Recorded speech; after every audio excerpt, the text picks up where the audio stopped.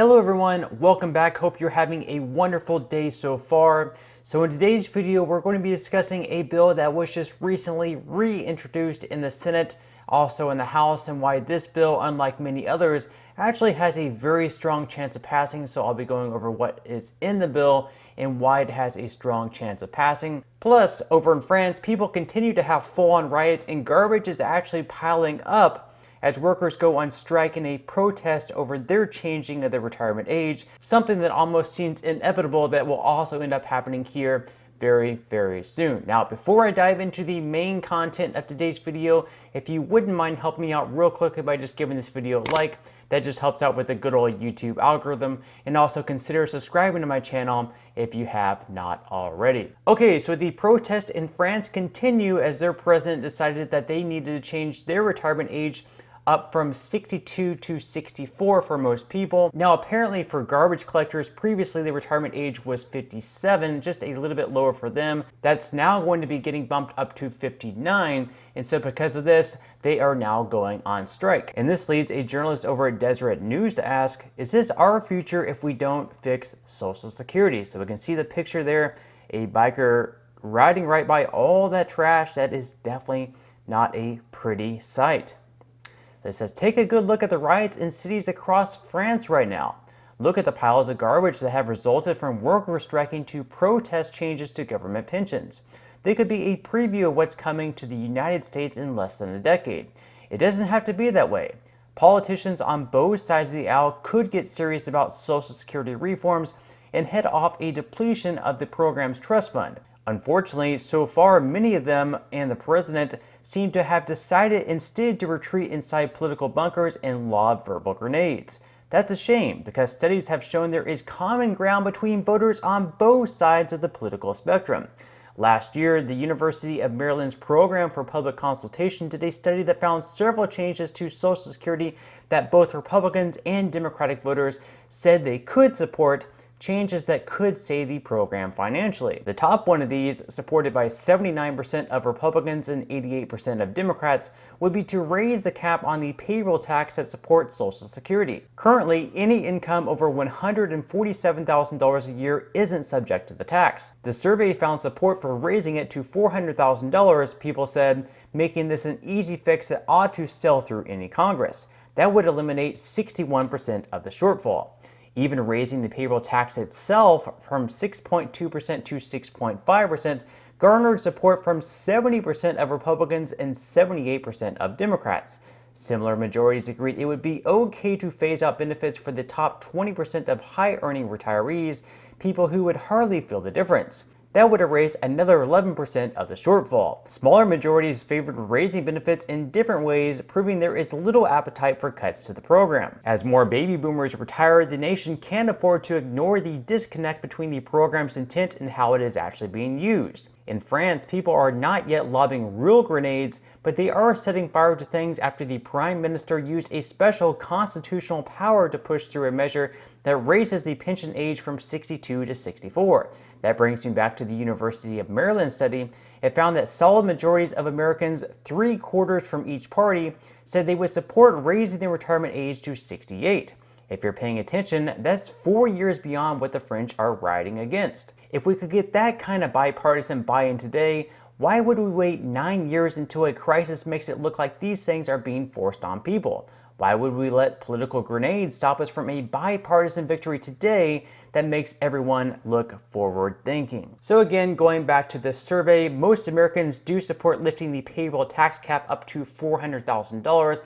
They also support lifting the amount that you pay in payroll tax from 6.2% up to 6.5%. And they also believe that maybe higher earners could receive a pay cut in what they receive in Social Security benefits. So perhaps all this combined, considering that most Americans are in support of these things, could actually fix Social Security and make it more solvent for years to come. Now, while they work on keeping Social Security solvent past 2032, meanwhile, a new bill has been reintroduced in Congress called the Social Security Fairness Act, and this bill would expand Social Security benefits for millions of Americans, and unlike many other bills, actually has a strong chance of passing.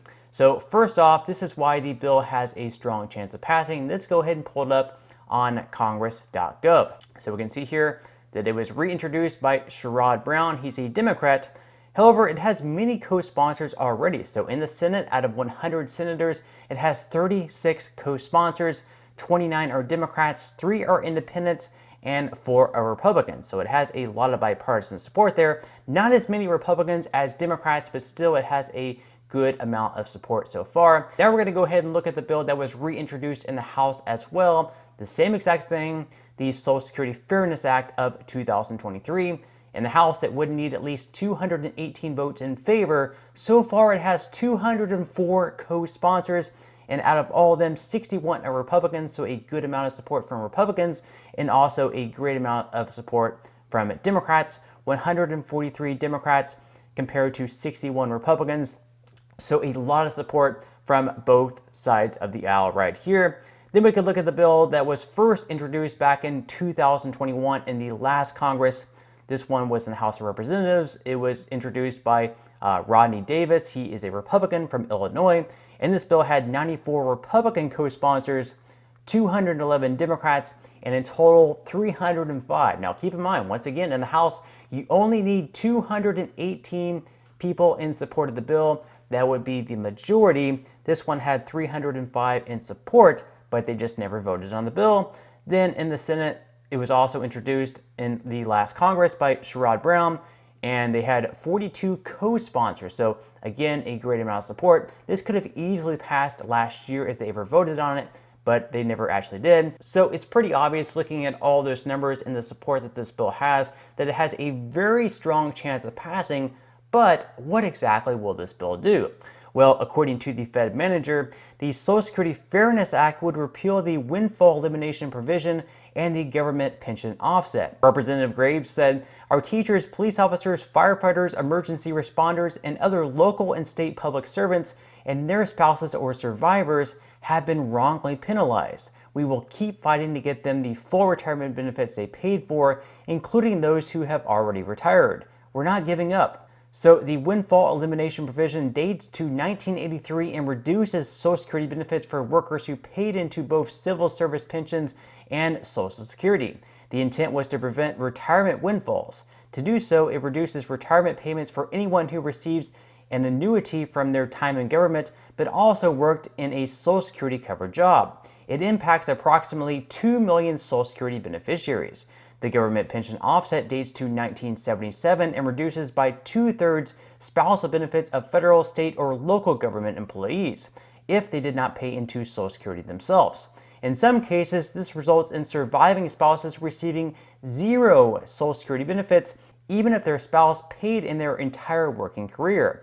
It impacts about 780,000 retirees. So with so much support in this bill from both Republicans and Democrats, obviously it has a very strong chance of passing. The only question is whether or not they'll actually put this bill on the floor for vote, because if they did, today, for instance, I believe that without a doubt, it would definitely get enough votes in both the House and the Senate to pass. It just depends on whether or not they're actually going to decide to vote on it, because again, last year they could have easily voted on this bill. They decided not to, and they actually had to reintroduce it this year because we had a new Congress. Now, the only real problem with this bill that I can see is right now, the Social Security Trust Fund is going to be insolvent in 2032. Obviously, if this bill would pass, we would have to pay out more benefits, so more money would be withdrawn from the Social Security Trust Fund, so that 2032 year could actually get pushed forward a little bit more, say maybe 2030 or 2031, so obviously that could be a problem as well. But at the end of the day, we'll just have to wait and see what happens. But let me know what your thoughts and comments are in the comment section below. Always interested to hear them. But that's all the news that I have for today's video. I certainly hope that you enjoyed. If you did, again, I would greatly appreciate if you could give this video a like. Consider subscribing to my channel if you have not already. And I will see you in the next video.